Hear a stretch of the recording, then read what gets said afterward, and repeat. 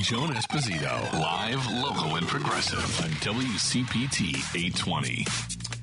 We always like to keep an eye on our neighbor to the north. Interesting things are always happening in Wisconsin. Recently, there was a move in the Wisconsin State House to put together a voter ID bill, the idea being that Republicans want to make it harder for especially minorities in the state of Wisconsin. You know, the people who usually don't vote Republican, they want to make it more difficult for people to vote. Instead of making it easier, they're making it more difficult. So we asked Wisconsin State Senator Kelda if she would join us, and she's a member of the Senate Judiciary and Public Safety Committee in Wisconsin and has some thoughts on some of these bills. Thank you so much for being here, Kelda. It's so nice to talk to you. It's great to be with you. So tell us about this new move to make it more difficult to vote. Well, this is part of a longstanding Republican Party project to try to keep power any way that they can. In this case, by making it harder for people to exercise their freedom to vote.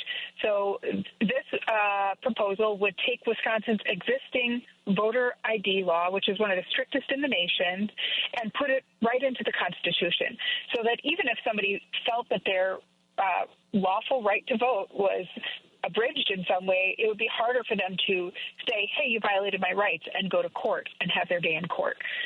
It is, in my view, a pretty naked attempt to try to influence the outcome of the Wisconsin Supreme Court election that's happening on April 1st, because liberals, you may recall, 2 years ago took control of the court after decades and ended the gerrymandering that had put Republicans in total control of the state for many years. And Republicans see this as their opportunity to get power back. This outcome of this election will control who is in charge of the Wisconsin Supreme Court. Yes, I can't believe your Supreme Court is up for grabs again. The election of Janet Protasevich almost killed me. You're not alone. Yes, I mean, but it really has restored the promise of democracy in Wisconsin. You know, for years we were the most gerrymandered state in the nation, and it didn't matter what the vast majority of Wisconsinites wanted in terms of public school funding or standing up for reproductive rights or making sure PFAS aren't in our water, because Republicans just were free to ignore it. And now, in the last election cycle, even though we had these tough national headwinds, Democrats picked up many seats in the Senate and the Assembly, basically every competitive race, and we are on the verge of, in 2026, being able to take the majority in the legislature and have a Democratic legislature in Wisconsin, which, was pretty normal for most of our state's history. We've always flipped back and forth. It's not normal for Democrats to be locked out of power for a generation, and that's what's got Republicans so terrified that they're willing to pull out all the stops. I've seen this in Wisconsin. We've reported on the Republicans in North Carolina who've basically tried to gum up the works as much as humanly possible as they walk out the door. There was even a challenge. A woman defeated a Republican for a seat on the bench in North Carolina, and her opponent said, "Oh, wait a minute. The 60,000 of her voters, they really should be not counted." And it was like, oh, my God, this woman won fair and square. And Republicans, especially in state legislatures, if it's a free and fair election, Republicans tend to lose. I'm old enough, Kelda, to remember when Republicans first started losing elections. And there was actually talk in Republican circles about, hey, we're losing a lot of these, especially like minority voters. we should really think our platforms and our policies, and we should figure out what those voters want, and we should incorporate it into how we say we're going to govern. And that lasted, it feels like looking back on it, that lasted for about 10 minutes. And then it was like, oh, wait, let's just go the other route. Let's just make it really hard for them to vote. Let's disqualify them. Let's take them off the voter rolls. That's so much easier. It feels like in states where fair maps exist, Republicans realize that they made a mistake all those years ago, not changing to woo voters rather than trying to prevent anybody from voting. Yeah, I think what we're seeing now is that there is really no distance between Trump and sort of the MAGA wing and the broader Republican Party.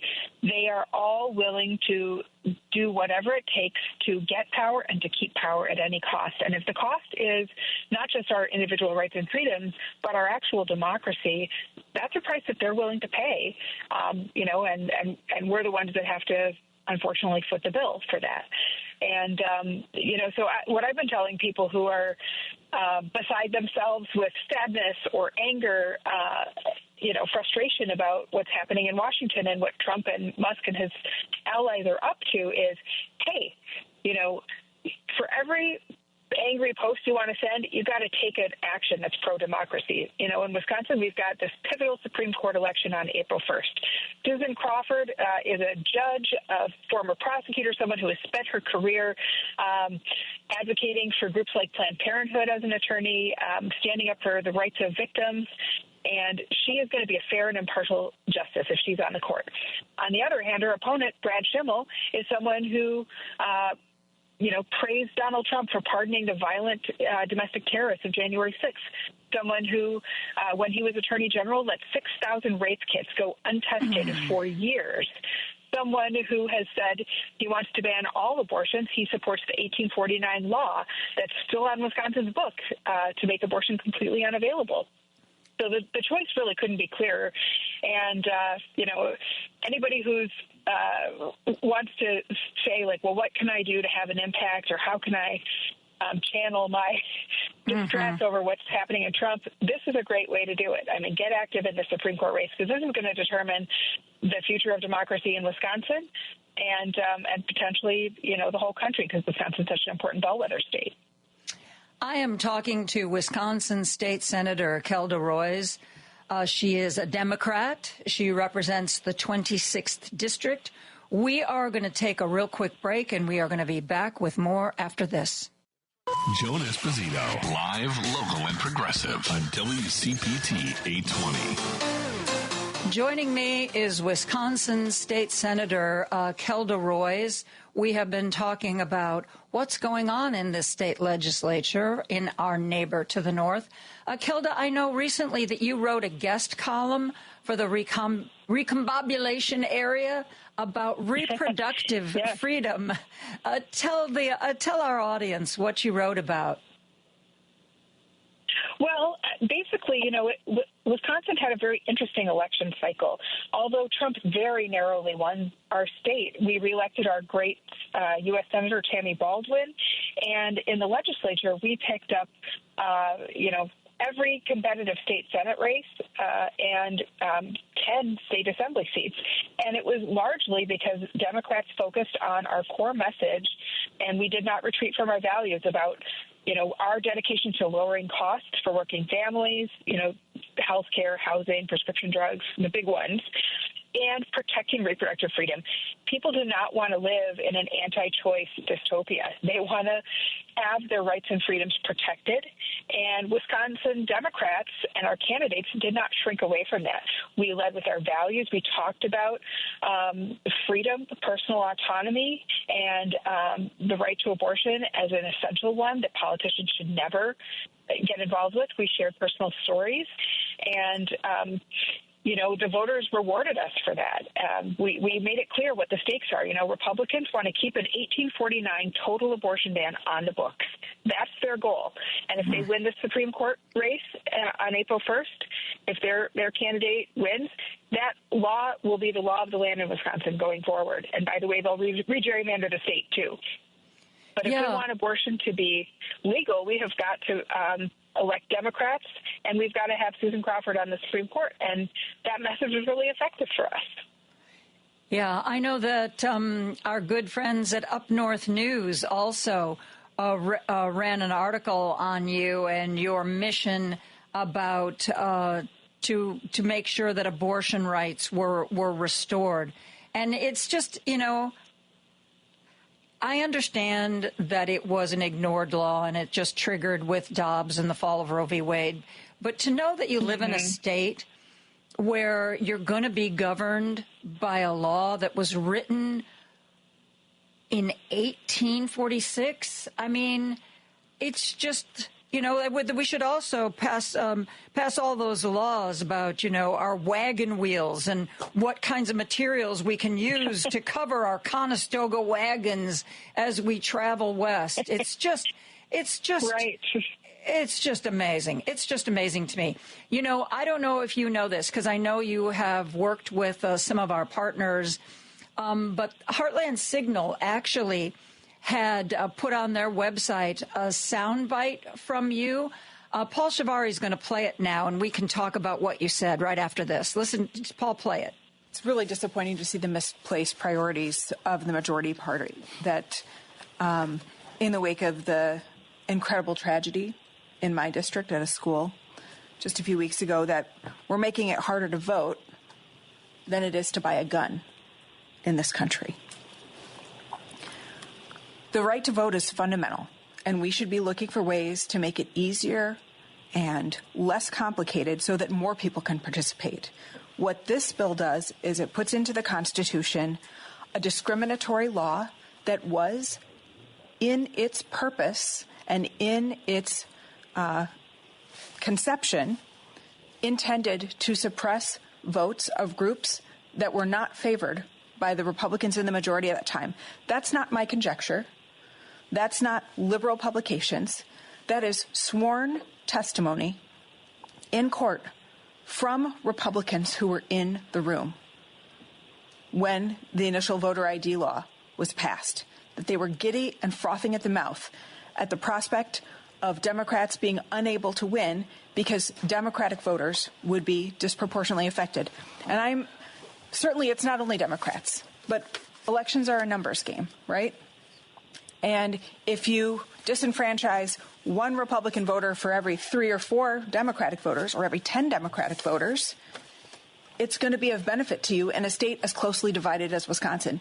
It is yet another way that the Republican Party in this state has operated our beautiful, wonderful democracy as a kind of banana republic, doing everything at all costs to cement your own power and make it hard by rigging the game.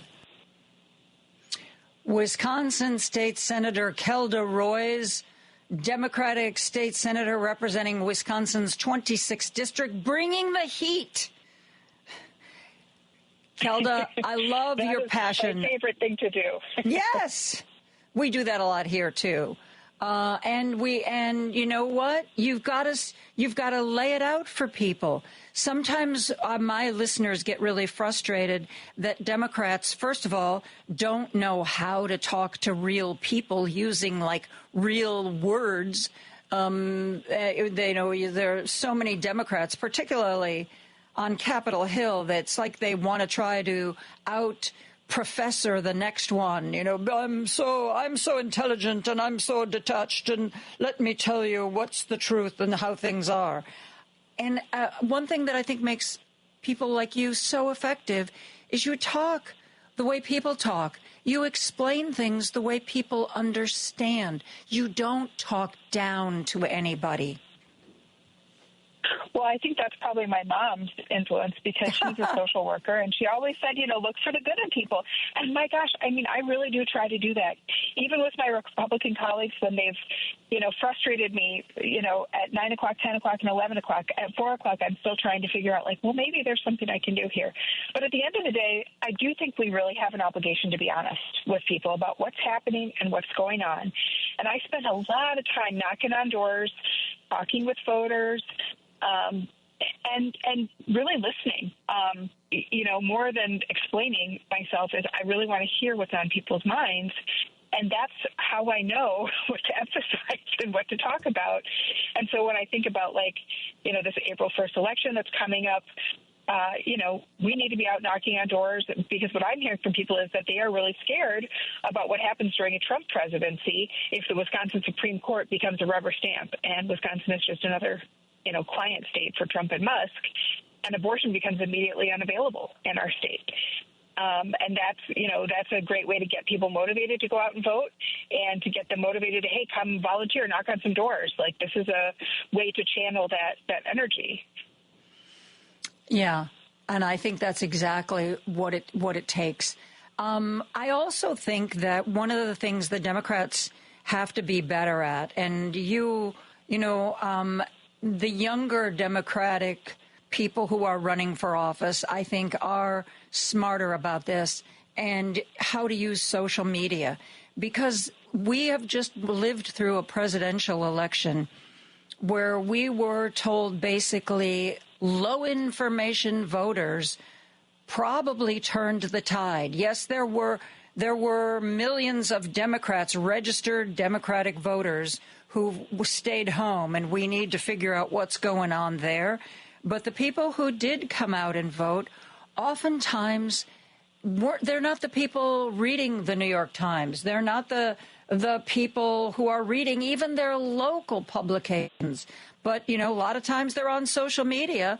And I think the younger generation of politicians knows how to go to those platforms and reach out to people in a way that is more effective than maybe even holding a press conference.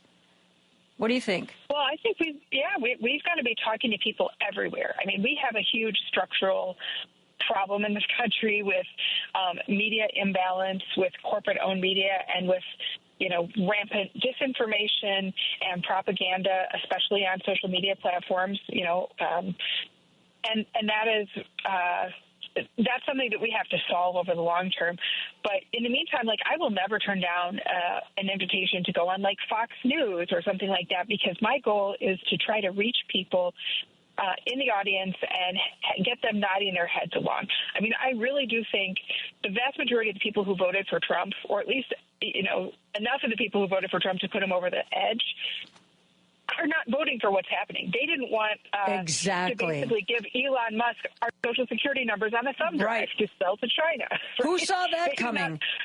And even frankly, they did not vote for this. Early on in the program, one of the South Florida stations ran a clip from a woman representing documented Venezuelan immigrants who, she said, we were told by Republicans we would not be the ones deported. We were told that Donald Trump would protect us, that Republicans would protect us. She said, we feel more than betrayed. She said, she was like, we were lied to. And I'm thinking to myself, how many more times are we going to hear stories like that? I didn't think he would take away this program. This program is something my family actually uses. I thought he would do the other stuff, the other people. Right. And, what's next is, I didn't think Trump was so anti-choice. I didn't think he was just going to take away abortion medication and start using the post office and the Justice Department to try to prosecute moms and grandmas who help people go across lines to get health care. But that is what's going to happen. And it is our job to make sure that we are welcoming people in as they are waking up to the nightmare that Trump is, and that we are converting their anger into political energy, right? We've got to be bringing people in to our big tent, even if they don't agree with us on everything, even if they weren't always with us. We've got to welcome them and say, just like we welcomed in the Never Trumpers, right, to help build our coalition that helps to elect Joe Biden. We've got to continually be doing that. And it's more important now than ever because everything's on the line. Are there any particular bills that you are co-sponsoring coming up that's on anything we have not touched on yet? Well, I think the big thing is that Democrats in Wisconsin and I think across the country are really responding to the high cost of living. So we're prioritizing things like expanding access to affordable health care, lowering the cost of prescription drugs, addressing the high cost of housing, right? Housing has become a huge issue. Lack of child care and affordable child care. All the issues that are really pinching families and making it hard for folks to keep above water. That's what Democrats are focusing on. And at the same time, we are focused on protecting people's rights, whether that's your right to have an abortion, your right to love who you love, your right for your children to learn in a good public school, your right to vote. Democrats are the party that are defending these traditional core American values of freedom and equal opportunity and pluralism and religious freedom. That is the Democratic Party. And we've just got to get back to people knowing that about us and identifying that with our brand. I think that you have got exactly the kind of attitude that we need going forward, and I wish you all the best of luck. We will be keeping an eye on what's going on in Wisconsin, and we will probably be talking again, Kelda. Thanks for the conversation today. I'd love to. Anytime. Thank you very much. Thank you.